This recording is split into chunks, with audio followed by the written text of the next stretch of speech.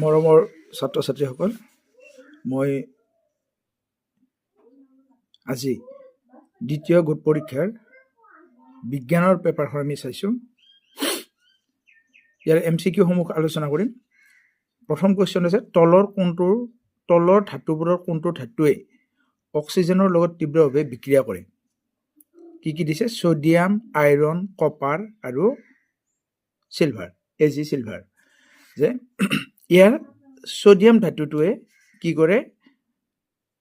ধাতুৱে অক্সিজেনৰ লগত তীব্ৰভাৱে ক্ৰিয়া কৰে, আৰু সেইকাৰণে আমি কি কৰোঁ? ছডিয়ামক বায়ুৰ সংস্পৰ্শত নথকাৰ বাবে কেৰাচিন তেলৰ লগত কেৰাচিন তেলত ডুবাই থৈ দিওঁ। গতিকে প্ৰথম এনচাৰ হ'ব কি? এ, ছডিয়াম।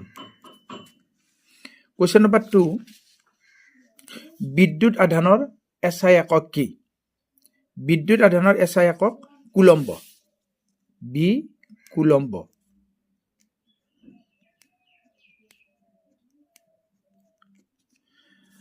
কুৱেশ্যন নম্বৰ 3, বিউটানেলত থকা কাৰ্যকৰী মূলকটো কি? বিউটানেল। নেল হ'লে বিউটানেল বুলি কোৱাৰ লগে লগে ইয়াত বিউটানেলত তোমাৰ এইটো এলডিহাইড মূলক। এলডিহাইড মূলকৰ কি আছিলে? এইটো CHO, এলডিহাইড মূলক। বিউটানেল এলডিহাইড মূলক। গতিকে এনচাৰ কি হ'ব? ডি হ'ব। D, aldehyde.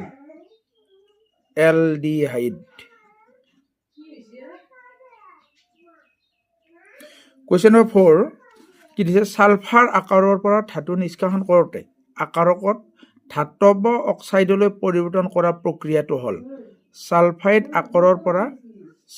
আকাৰৰ পৰা ধাতু নিষ্কাশন কৰোঁতে আকাৰটো ধাতৱ অক্সাইডলৈ পৰিৱৰ্তন কৰা পদ্ধতি। এইটোক আমি তাপজাৰণ পদ্ধতি বুলি কওঁ।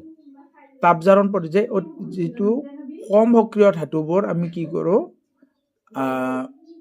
এই পদ্ধতিত কৰোঁ, তাপজাৰণ পদ্ধতিৰে। গতিকে কি হ'ব? ছালফাইড আকাৰৰ পৰা ধাতু নিষ্কাশন কৰোঁতে আকাৰটো ধাতৱ অক্সাইডলৈ পৰিৱৰ্তন কৰা পদ্ধতিটো হ'ল তাপজাৰণ, চি তাপজাৰণ।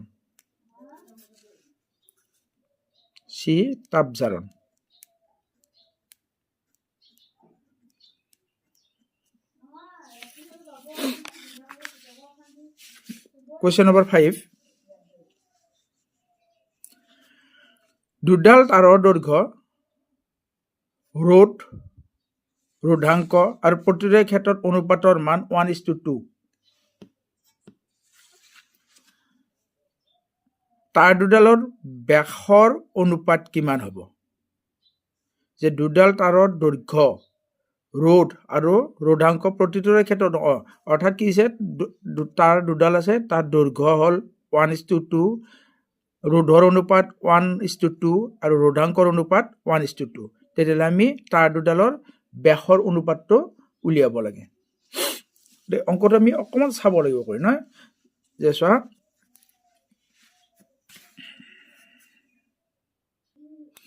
এতিয়া আমাক দিয়া আছে তাঁৰডালৰ দৈৰ্ঘ্য L1/L2, ৰোধ R1/R2 আৰু ৰোধাংক ρ1/√2 = 1/2, অৰ্থাৎ 1:2। 1/2 আমাক অনুপাতটো দিয়া আছে 1:2, আৰু এই 1:2টোক আমি 1/2 বুলি লিখিব পাৰোঁ। আৰু ইয়াৰ পৰা আমি কি উলিয়াব লাগে? তাঁৰডালৰ ব্যাসৰ অনুপাত D1/D2 উলিয়াব লাগে। D1/D2টো আমি নিৰ্ণয় কৰিব লাগে। D1/D2 নিৰ্ণয় কৰিব লাগিলে এতিয়া আমি কি কৰিম? অংকটো কেনেকৈ কৰিম? যে ৰোধৰ অনুপাত যিটো আছে, ৰোধৰ অনুপাত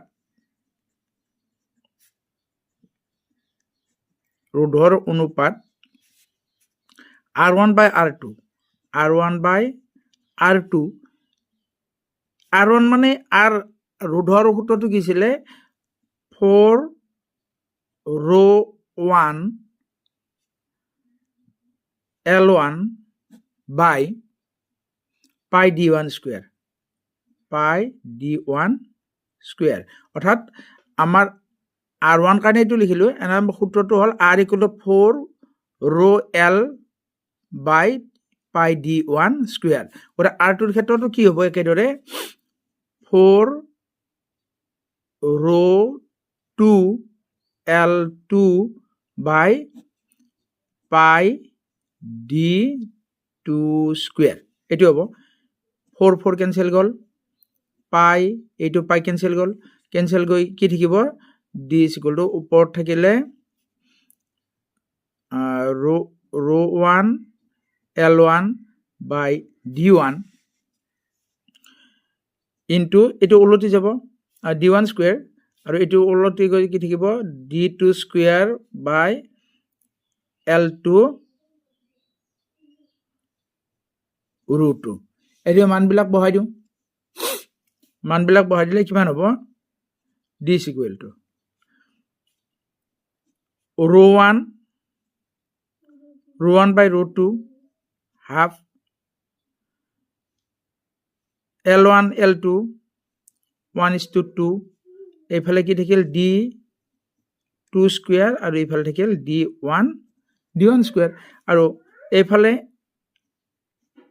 R1 by R2 এটো কিমান হ'ব 1/2 গতে কি থাকিব 1/2 এটো 1/2 ক্যান্সেল গলে কি থাকিব এইটো আমাৰ আহি গল ইফালে D1 by D2 ইমান স্কয়ার ইকুয়াল টু এটো হ'ব 2 হৈ যাব, ওলটো 2 হৈ গল, 2 হৈ গলে that implies D1 by D2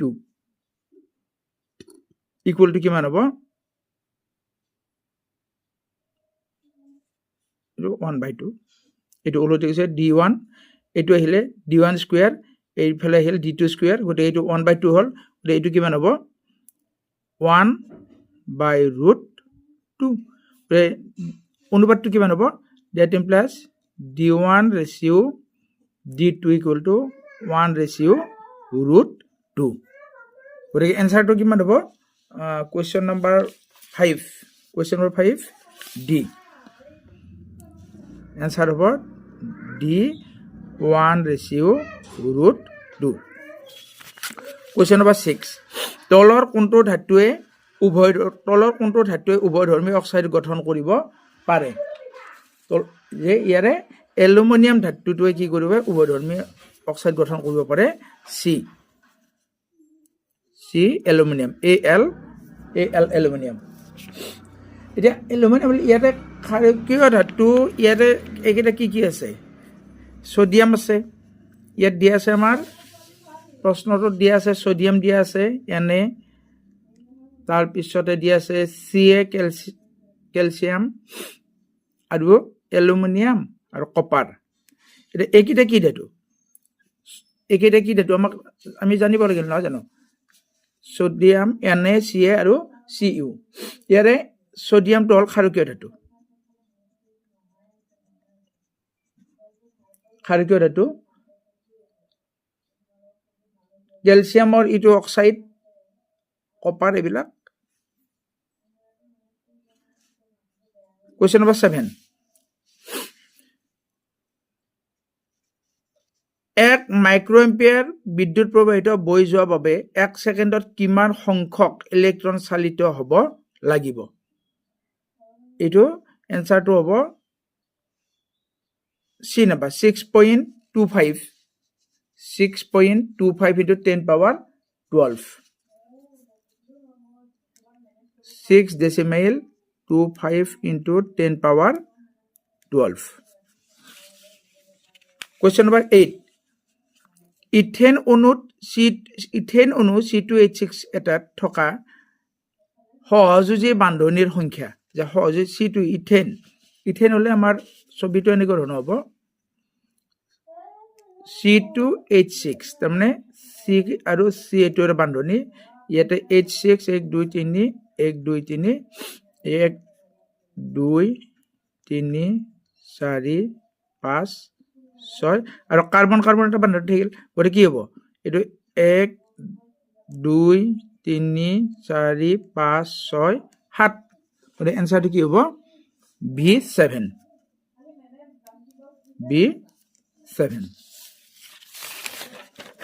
Question number 9. এটা বৈদ্যুতিক বাল্ব 220 ভোল্ট আৰু 220 আৰু 100 ৱাটৰে চিহ্নিত কৰা আছে। যেতিয়া ইয়াক 110 ভোল্টত ব্যৱহাৰ কৰিবা ইয়াৰ ক্ষমতা কিমান হ'ব? অংকটো তুমি কৰি চাব লাগিব।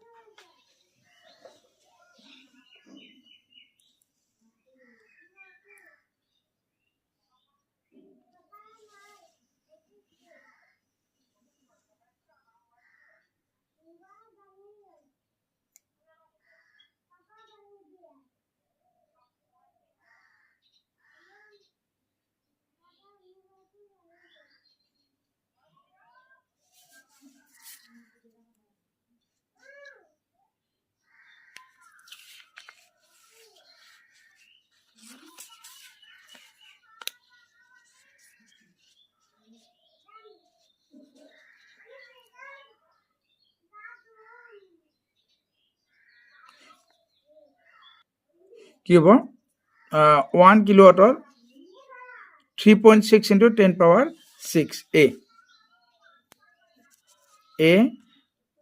3.6 into 10 power 6 joule. Question number 15.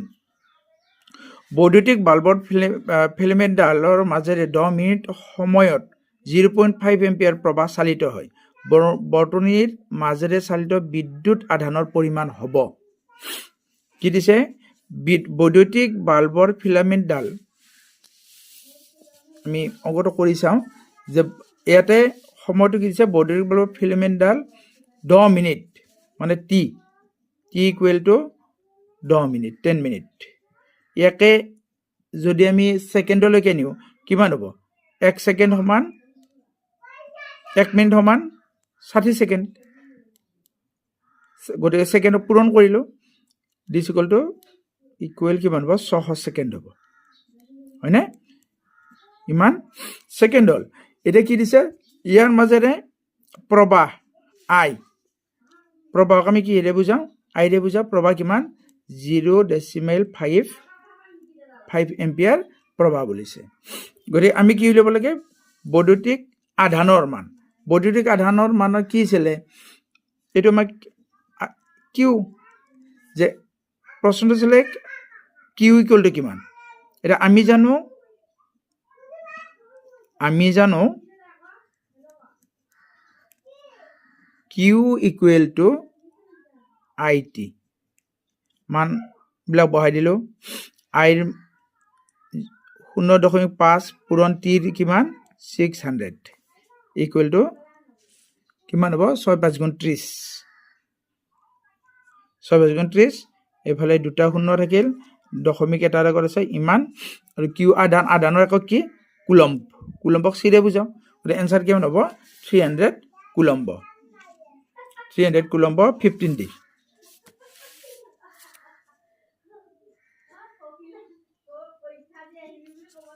Question number 16. এডাল ফিউজ তার উচ্চ ক্ষমতাযুক্ত কিন্তু নিম্ন গলনাঙ্ক বিশিষ্ট। এডাল ফিউজ তার উচ্চ রোধযুক্ত, কোনটা ভুল হয়েছে? এডাল ফিউজ তার উচ্চ রোধযুক্ত কিন্তু নিম্ন গলনাঙ্ক বিশিষ্ট। কারণ কি দিছে? ফিউজ তার নিজে গলি গৈ বৈদ্যুতিক বৰ্তনীটোত উচ্চ বিভৱৰ পৰা ৰক্ষা কৰে। গতিকে আমাৰ ফিউজ তাৰৰ কাম কি? সেইখিনি বস্তুলৈকে আহিলে যে ফিউজ তাৰৰ কাম কি? যে উচ্চ যেতিয়া আমাৰ অতিৰিক্ত পৰিমাণৰ বিদ্যুৎ আহে, সেই বিদ্যুৎখিনি কি কৰে? বিচ্ছিন্ন কৰি দিয়ে, যাতে আমাৰ বৰ্তনীটোৰ ভিতৰৰ বস্তুখিনি কি হ'ব নোৱাৰে? বেয়া হ'ব নোৱাৰে। আৰু তাৰ কাৰণে যে ফিউজ তাৰ উচ্চ ৰোধযুক্ত হয় আৰু গলনাঙ্ক কম হয়, যাতে কম তাপ উৎপন্ন হ'লে সি কি যায়? গলি গৈ বিচ্ছিন্ন হৈ যাব পাৰে। গতিকে এইটো সঁচা।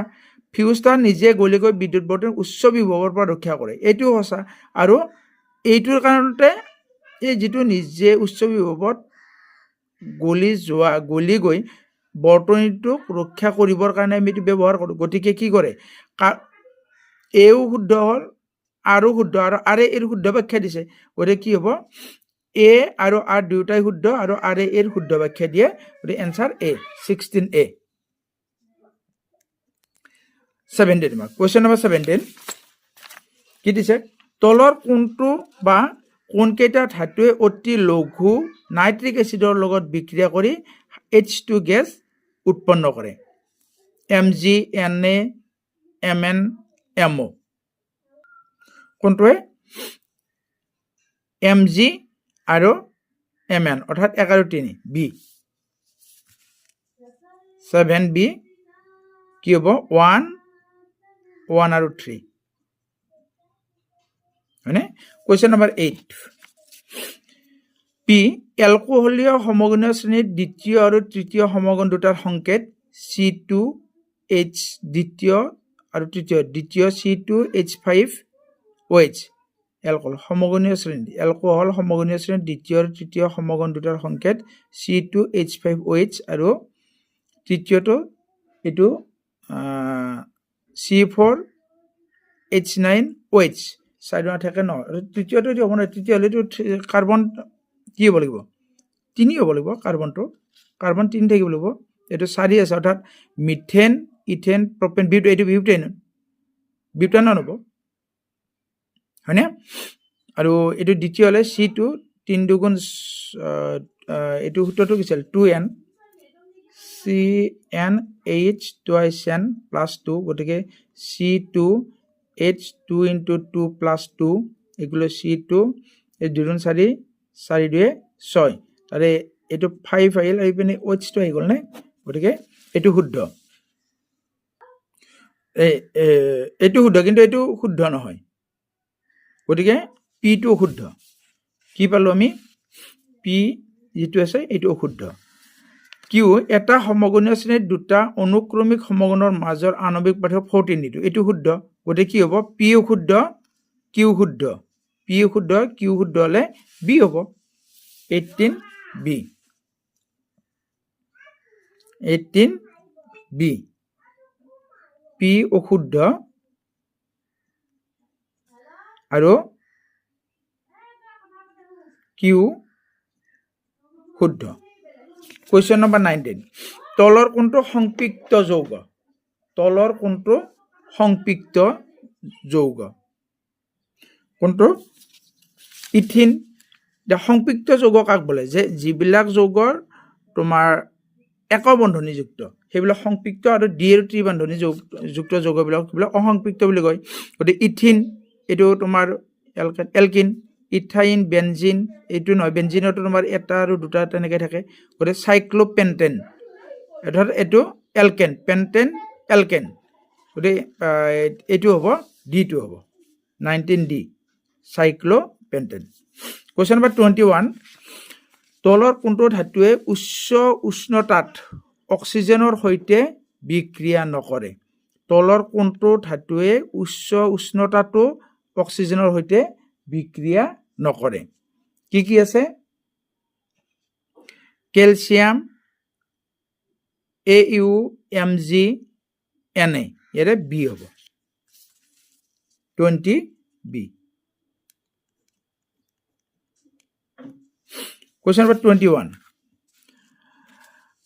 ৰ'দ R1, R2 আৰু R3 সমান্তৰাল সজ্জা, R1 আৰু R2 সমান্তৰাল সজ্জাত সজালে তাৰ সমতুল্য ৰোধৰ মান। এতিয়া চোৱা, আমাৰ সজ্জা দুটা আছে, এটা আছে সমান্তৰাল সজ্জা, এটা হৈছে সমান্তৰাল, আৰু এটা আছে শ্ৰেণীবদ্ধ সজ্জা। শ্ৰেণীবদ্ধ সজ্জাত কি আছিলে, R = R1 plus R2 plus ... কিমানলৈকে Rn।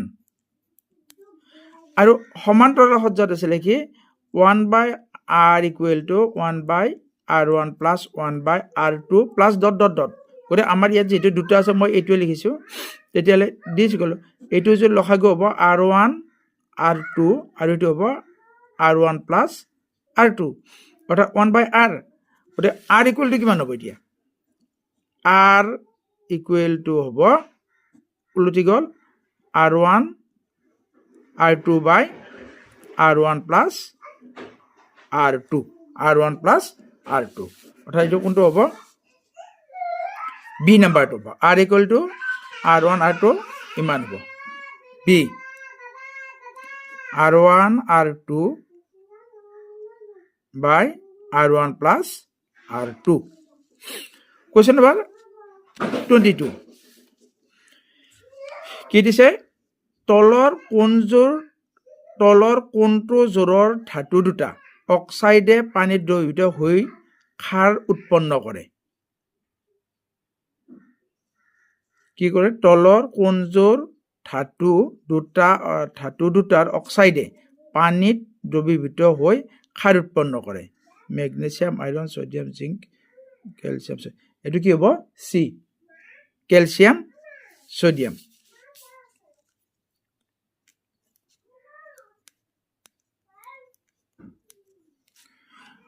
ইয়াৰ পিছত তোমাৰ বাকিখিনি ডেসক্ৰিপটিভ টাইপ যে চাই লোৱা লঘু হাইড্ৰক্লোৰিক এসিডৰ এটা সক্ৰিয় ধাতু দিলে কি গেছ উৎপন্ন হয় হাইড্ৰোজেন হয় আইৰনে লঘু H2SO4 ৰ লগত বিক্ৰিয়াটোৰ সমীকৰণ লিখা এইটো তুমি যদি সমীকৰণ লিখিব বিচাৰা কি আছে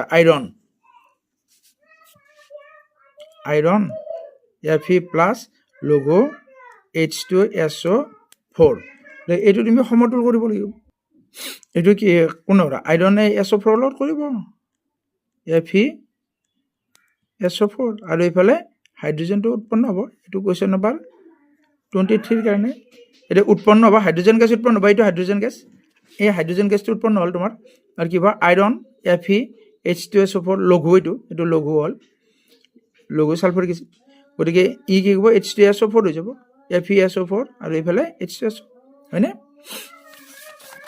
বাকি কোৱেশ্চন কেইটা এইটো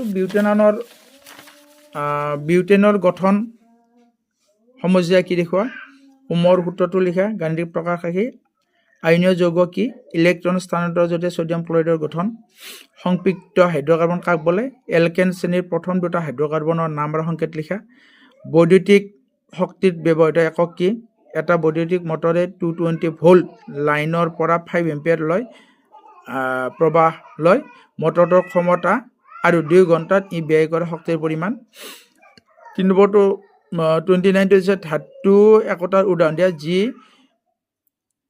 যি ধাতু সাধাৰণ উষ্ণতা জুলীয় এটো পাৰা আটাইতকৈ নমনীয় ধাতু তোমাৰ কি আছে সোডিয়াম তাৰছত আটাইতকৈ নমনীয় হলে হেৰি হ'ব সোণ গোল্ড তাৰছত কটাৰেৰে কাটিব পৰা সহজে কাটিব পৰা এটো মানে কোমল ধাতু কি সোডিয়াম পটাছিয়াম লিথিয়াম এইকেইটা তাপৰ আটাইতকৈ সুপৰিবেহী এটো সিলভাৰ ৰূপ নেক্সট এটো দিছে তল যৌগৰ গঠন কি দেখুৱা প্ৰপানেল সাইক্লোহেক্সেন আৰু কোৱেশ্চন নম্বৰ বি এইকেইটা কি কৰিব দিছে যৌগকেইটাৰ নাম লিখিব দিছে যৌগকেইটাৰ নাম বলে এইটো এই নাম্বাৰটো 1 2 প্ৰপানেল হ'ব